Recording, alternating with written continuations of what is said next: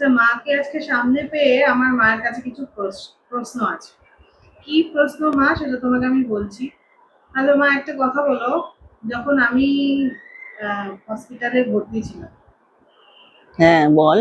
সেই সময় মানে যখন প্রেগনেন্সির সময়, মানে আমার ডেলিভারির সময়ের কথা বলছি, সেই সময় তোমার মাথায় কি আসছিল?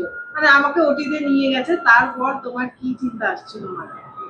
মনে হচ্ছিল তুই কখন ওর থেকে বেরোবি, সুস্থ হবে বাচ্চা। আর মা যতক্ষণ না বেরোচ্ছিল, সবাই খালি চিন্তা করে যে ছেলে হবে না মেয়ে হবে। আমার কিন্তু এইসব কিচ্ছু ভাবনা ছিল না।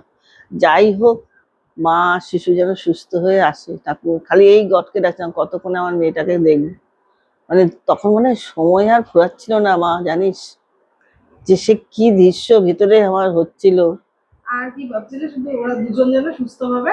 হ্যাঁ, ওরা যেন যাই হোক, ছেলেই হোক মেয়ে হোক, আমার সোনারা যেন দুজনে সুস্থ থাকে, ভালোভাবে আসে, আমি তাড়াতাড়ি করে দেখতে পাই।